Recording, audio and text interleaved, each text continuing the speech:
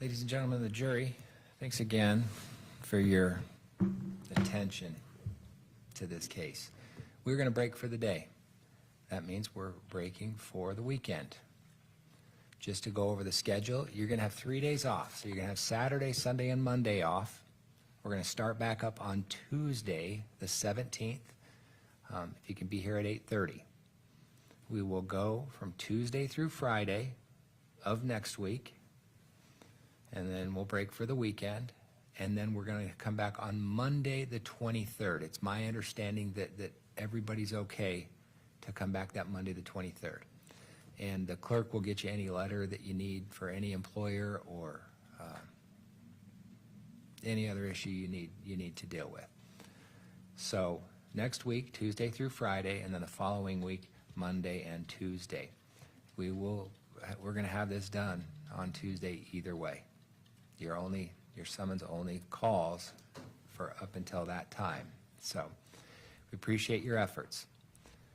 I'm going to read the admonishment in just a second, but I need to tell you, you are going to have a lot of people who know you're on a jury and know what the trial is about. You're going to have family, friends, maybe coworkers pepper you with questions. Hey, tell me a little bit about it. What's it like? What are the facts? What are this? What about this? What about that? The answer is, I cannot talk about it. You each took an oath. I know how important, we all know how important you're taking that oath. So when people want to talk to you about it, the simple answer is, I'm sorry, I can't talk about it. Once this case is over and a verdict has been reached, you can talk to anybody and everybody about anything you want to. But while you are serving as a juror, it is so important that you not discuss any of these things with anybody else. And that includes your spouse. It's hard, but we appreciate your efforts.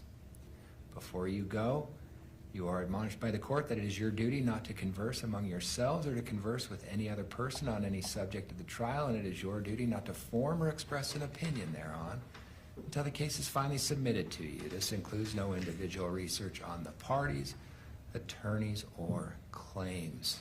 Have a great weekend, and we'll see you on Tuesday. All rise to the jury.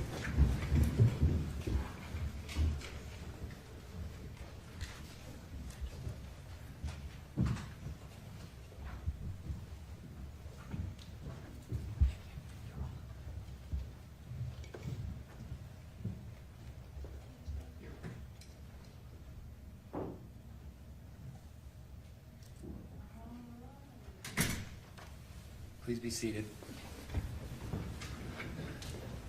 Counsel, thanks for your efforts this week. Anything we need to talk about before we break and you guys spend the rest of the weekend working? So I know how it is.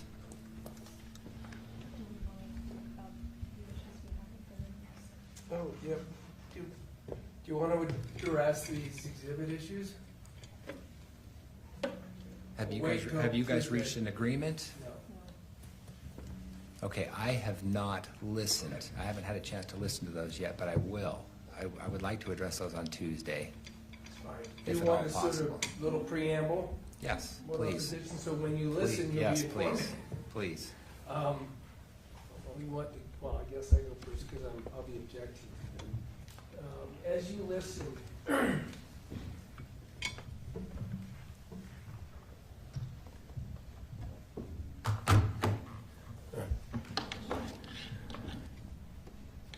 are they marked? Yes. Yes. 22 is the audio. And 126 is the text message.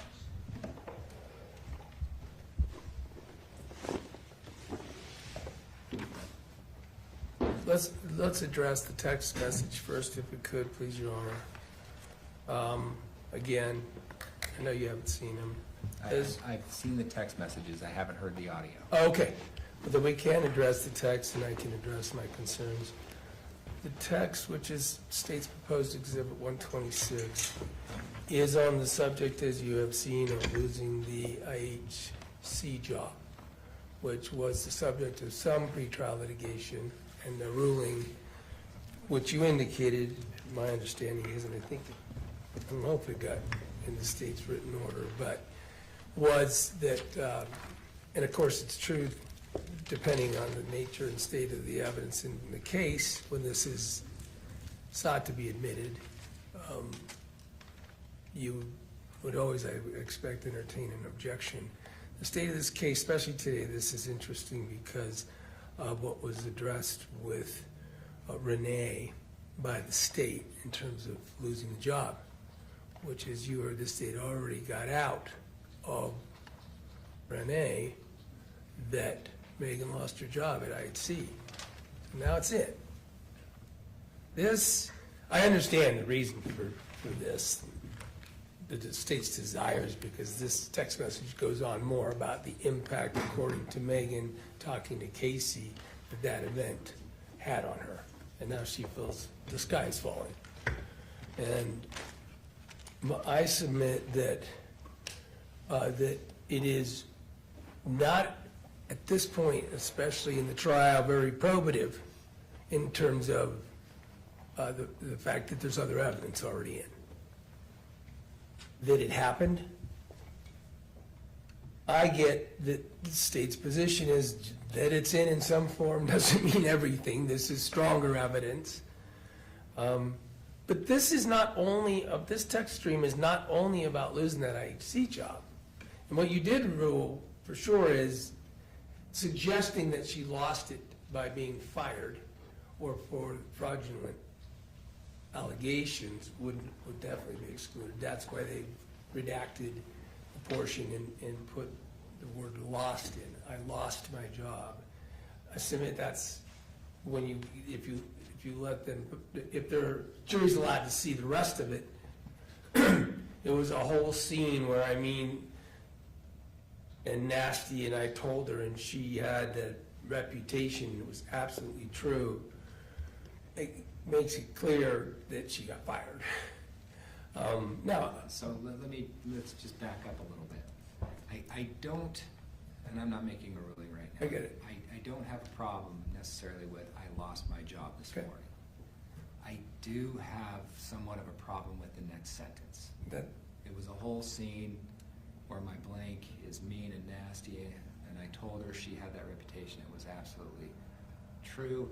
I'm sick about it. I don't have a problem with the term I'm sick about it. I do have a problem with the next sentence. I think that could be a problem. I'll never be able to get hired on at IHC again. I'm not ruling on it, but those are the issues I have with that. and then further in that very text, it gets real bad. I understand why the state would argue, and you would see some probative value in the next sentence. We're going to lose everything. Case, our house, Mitch's stupid truck, our lives here are feeling so hopeless and so discouraged. I understand why they would say that would state of mind, right? Which they have a motive aggravator of money.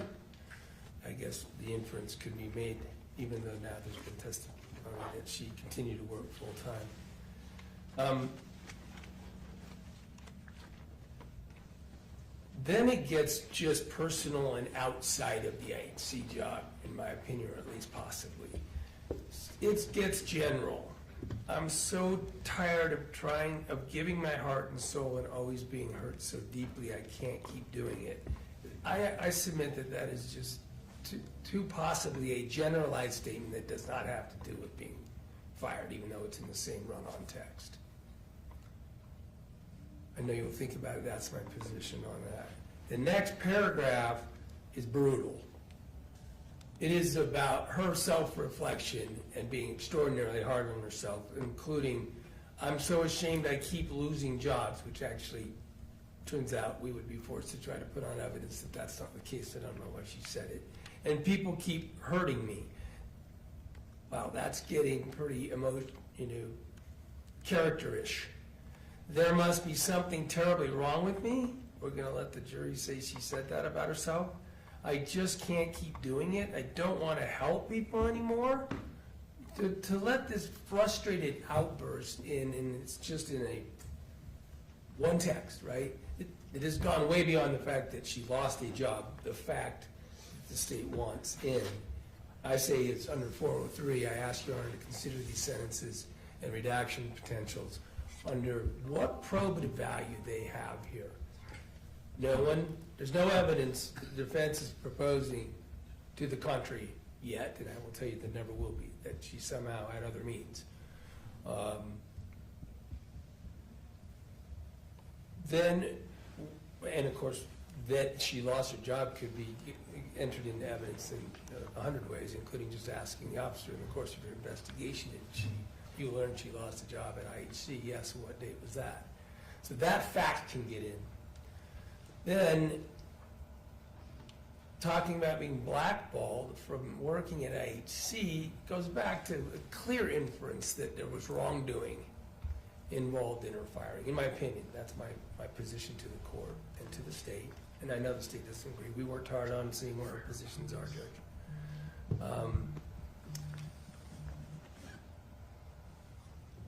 I'm going to lose everything. I'm going to be cause of us losing everything is more prejudicial than probative in terms of the evidence that is already available to the state. Then there's the response from Kacee. I don't know that has, do we have any objections? As a matter of fact, if this is coming in and even in an edited form, that was probably necessary for the jury to know. And maybe the rest isn't. So the rest is triggered by what I submit as some pretty troubling 403 analysis, and I'll just leave it at that. Your Honor knows the case, and I ask you to apply a 403 analysis to these various sentences in terms of editing. Ms. Hunt, as to this text message, or this text chain?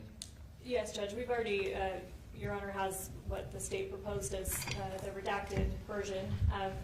This issue has already been, well, partially argued. Originally, the defense moved to exclude the issue, or maybe, sorry, it was probably the state that moved to include it under 404B, the issue that she was fired from IHC for time card fraud. So the original issue was whether the reason that she was fired, which was for time card fraud, could be included. The court did exclude that and said, and now I'm reading from the order that the court signed, evidence that defendant lost her employment with IHC on or about February 1st, 24 is admissible as relevant to defendant's financial circumstances and alleged motive. Evidence that defendant was terminated for time card fraud or for intentional misrepresentation of time worked is excluded, pursuant to 403. And then the court engages in an analysis of why that is the case, because the jury might improperly infer propensity that she would do anything for money. But that the court would provide a limiting instruction regarding the permissible use. This text, Mr. Williams is, I believe, just asserted that the state just needs it to show that she lost her job. That is far from true. A lot of the state's theory and evidence here is that Ms. Sundwall, her desperation was increasing, and the fact that she was representing that to Kacee, whether true or not. I know that Mr. Williams is asserting that what she says here is that she keeps losing jobs is not true. That may be the case. Maybe she did not keep losing jobs, but she's telling that to Kacee. And she's telling that to Kacee, the state's theory is, because she's wanting Kacee to do something about it. She believes that she's the beneficiary of Kacee's life insurance policy. State's theory is for a while, and I think the text will bear this out, and we'll get to this with Detective Farney. But for a long time, she's encouraging Kacee to try suicide herself. Yeah, I'm desperate. If you getting out of this life would get, this is not verbatim, but Ms. Thomas quoted this in opening, something to the effect of, if you dying would get me out of this mess, I would take it. For a long time, I think the evidence will show that, yeah, she preferred that Kacee probably committed suicide herself, so she didn't have to get involved. And she communicated a lot of desperation about that, financially and otherwise. This text is just one of those, but I think encapsulates a lot of it perfectly. What am I going to do? I'm ashamed. I'm going to be the reason I lose everything. This desperation is being communicated to Kacee. Kacee is not taking action. Over years and years, Kacee is not killing herself. And the state's theory is at some point, this financial desperation and Ms. Sundwall's overall desperation, and frankly, Mr. Williams highlighted it in opening, being bombarded by Kacee so frequently with all of her health issues and having to respond to it, she got fed up with it. And that's when she took issues into her own hands. And that's the state's theory, and I think what the evidence will demonstrate is that she recognized that Kacee was not going to do it herself. That Kacee had been lying this whole time about her suicidality and all of these attempts and all of this stuff, and that Meggan had to do it herself.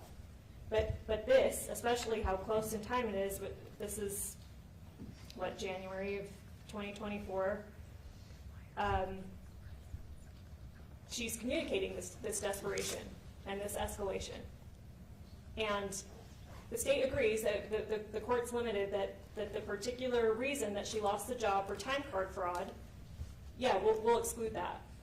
But all of this other desperation. Time card fraud and misconduct. And misconduct. And if we need to make further redactions about, the supervisor being mean and nasty and it being a scene when she got thrown out, then we're happy to do that.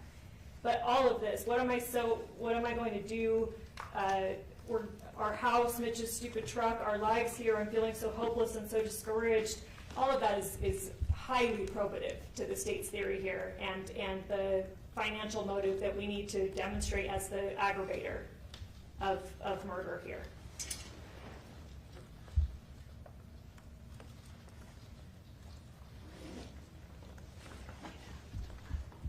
And sorry, the blackballed comment,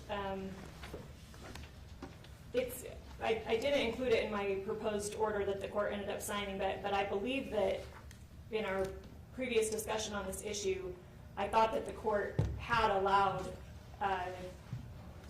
the notion that her finding work again might be difficult, that the state could present that. So that's why we included that. And if I misunderstood the court's ruling on that, then I apologize, and we can make further redactions, but her not being able to find, or her asserting, at least to Kacee, that she would not be able to find a meaningful replacement for that job is highly probative of her financial desperation and what she's going to do about it at that time. Let me tell you about the I will be blackballed comment. I think that goes to misconduct. At least that portion does. I'll come back with a ruling on that. Ms. Hunt, sorry, I probably cut you off. No, unless you have further questions, we're happy to. We didn't want to make obviously too many edits or changes to what otherwise the text thread. We tried to keep it in line with what the court ordered or what we understood the court to order. But yeah, I just have to very fervently argue that this is not just about getting in that Meggan lost her job in early 2024. That her mental state, her desperation, and what she was trying to do, at least in the state's theory and what we believe the evidence will show with Kacee, this all goes directly to that. Thank you. I think I have a pretty good understanding where both parties are coming from. I'll have something on, I want to say Monday, but it's not Monday. I'll have something on Tuesday for you. As to the audio, do we have a stipulation on that? No. And I haven't listened to it yet, so briefly, what would you like me to know? Judge, when you listen to it, well, we do have an agreement in part that the state would add a portion of it to their clip. The clip right now that you have is 7 seconds long. In it, I think this is verbatim, but she's speaking on the phone with her husband Mitch at the jail. I think that's relevant even to what I'm going to say about asking you to consider as you listen. And then there's a follow-up, a couple 10 seconds later, where she repeats essentially the same thing. I was there, but I didn't help. So the clip you have now is, I should have told Scott, except for the name Scott's clipped out. I should have told that I was there but didn't do anything. And then they'll add the piece that came a few seconds later that says that I was there but I didn't help. Something along those lines. You'll hear them. Are you which part are you objecting to? The whole thing, and here's the problem with introducing this. First of all, there is, in my opinion, no way to cleanse it of the notion that it's a post-arrest jail call. Even if this is all that comes in about it. You can hear in the background, timing-wise, we'll know that there was an arrest on March 20th. The date of the call is 5 days later. There's just nothing about this that is going to be able to be cleansed. Here's more importantly, this is about telling something. Should I have told, and now getting rid of my name doesn't do any good. Now it makes it worse. Who was she saying she should have told something to? It was Scott, it was me. We're going to put the notion of talking to an attorney and all the things that are fraught with that notion into evidence for the singular probative value that isn't really contested? I submit that that is extraordinarily fraught. What are we supposed to do with it? It's worse to have no name there. Who was she supposed to? And it fully suggests that maybe the jury's going to think, well, it sounds like she's saying, I talked to someone and told them something, and now I should have told them something else. In other words, changing her story. That's what it sounds like, right? Well, that inference would be terrible for a jury to make, let alone if it was a lawyer. And it's not true. What are we supposed to do? I can't testify. I had never met her yet. I had never talked to her. The call itself says that. It says that's why she's talking to her husband about what, if anything, she should be communicating to me. She just suddenly got arrested after 8 months and is in jail and has had a sudden hearing because, as you know, in this court, the first appearance calendar happens at 3 o'clock, and oftentimes, you know, the charging document and the attorney aren't really aware of. I was in trial in somewhere. But I was in trial when she was arrested, and she's talking to Mitch about, in the general area of that call, Scott wasn't there. Judge said Scott's not even attached to the case, and then they're not going to seek to admit that. But the point is, carving that out just leaves it fraught with, who's she talking about? Who is she saying she should have told? And I can't answer that. That puts the defense in the position of being witness, which all the parties, I'm sure, are aware that the law is pretty clear on that. That can't happen. So I just think it's so fraught with so many things when you listen to it, and and while I think it will be in evidence, I stated in opening that she was arrested, and we'll be talking about the fact that what the police knew when they decided to arrest her versus what they found out after. But that doesn't mean she was jailed and is still in jail. So it opens that fraught issue of, well, did she ever get out?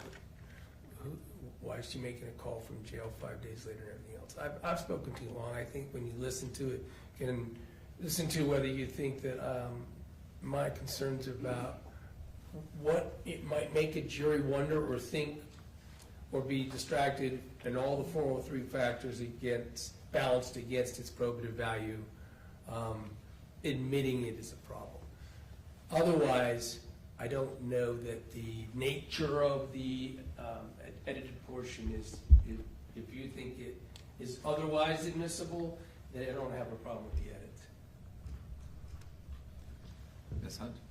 Yeah, importantly, and again, we listened to it over lunch, but and so this might not be quite verbatim, but what she says is, I think I should tell Scott that I knew what she was doing and I didn't help. The I knew what she was doing is very important here, and I don't think he did it purposefully, but I think Scott did include that in what he represented the call to say. This is probative and highly probative and important for the state because Meggan's story evolves. We've heard from both of her parents testify today that what she told them initially was going for movie day. I just hadn't seen her in a while, just doing a girls' day, coming to watch movies all day, and we watch movies, and at some point, or at least her dad testified, I don't believe that her mom testified to this, but at some point Kacee went to the bathroom, didn't come out. Meggan had to knock on the door. She may have taken something for nausea. She doesn't know, and has to go. And then suddenly Kacee's getting loopy, and she had to help her to the bed. And then she slowly, deteriorated to the state where she's now unconscious and hasn't woken up. And her parents believed that up until a few weeks ago. I believe they testified. In Meggan's one of her interviews with the police. I forget which one, I think she gave 3, but it's one of them. They asked her what did Kacee take, did she tell you about what she took or anything to cause her condition that day? Meggan says she doesn't know what Kacee took or what happened to her. So this is her story to both her parents and the police initially. She gets arrested, and we're not intending on, we cut out the fact that it's at the jail and all of that. We are intending on asking to get around the jail issue, even though Mr. Williams obviously will bring up the fact that she was arrested.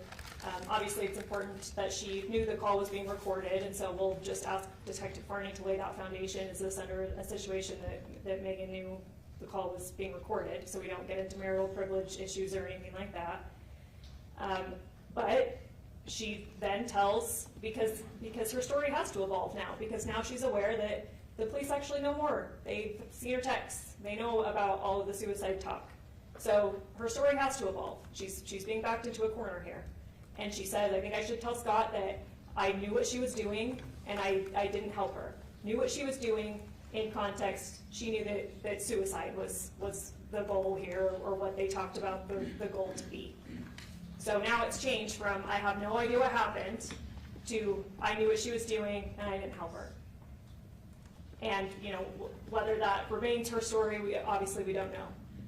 Scott originally approached us with an issue at which we agreed to edit his name out, because obviously what she told her attorney or what she plans to tell her attorney, that obviously might make Scott a witness, so we agreed to redact the name there. So the version that I believe the court has does not have Scott's name in it, and it just is, I think I should tell, bleeped out, that I was there, I knew what she was doing, and I didn't help her. We thought that would get around the issues of attorney-client privilege or Scott having to be a witness. Whether the jury infers or not that who she's talking about or who else, I think that at that point the probative value to the state outweighs the prejudicial effect, and if we need to have some kind of instruction that tells the jury how they're to weigh this, then we can think about that. But completely excluding the fact that a defendant's story about how somebody died has absolutely evolved over time based on the audience that she's talking to and the circumstances she's in, would be deeply unfair to the state's case, and I don't think in line with the rules of evidence. Thank you. You're all right. I believe that, and it's not probably the time to find it, I guess. I believe she said the exact same thing in her last interview. Essentially, if I was there but didn't help.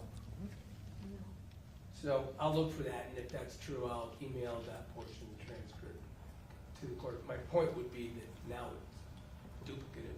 They can still get it in with her making that claim, and by the way, it wouldn't be a changed story. Also keeping in mind, this is just a few words in a phone call. It's not a story. And it's about, and she says, should I tell? That's a big problem. It doesn't say I did tell. And now we got, well, should I tell him, and I'd have told him something, and how should I tell him something different? That the evolving story is to a lawyer or to someone else, that's pretty fraught. Thank you. Counsel, I appreciate your arguments on this. I will have I'll have a ruling on Tuesday of where we're gonna go with this. What's the plan for Tuesday? We're gonna start with Detective Farney. No, Judge, and I apologize. The pacing is just not what we predicted, so we're having to pivot. I think we're planning on trying to cut down or cut out entirely a number of witnesses. We're working with Mr. Williams on that. So That's all right. we're hoping to start with Officer Robinson and then Special Agent Sightsinger. We're hoping those are quick witnesses, but again, our pacing is just not what we originally thought. So we're hoping that we'll get to Farney by 1 p.m. after lunch is our ideal plan. But we've been miscalculating that kind of this whole time, and I apologize. We'll get there. And Judge, I think we talked, just so you know, I expect that this bulk of text messages that the state provided us Tuesday, or maybe it was Monday, I don't know, but I haven't had time to go through their proposed exhibits. We can pre-admit them with no need to lay foundation. Let me show you what they're already admitted as. That'll be helpful. I appreciate the communication between council. Anything else we need to cover? I don't believe so. All right, appreciate everybody's efforts this week. Ms. Sundwall, stay in contact with your attorney. We'll see everybody on Tuesday.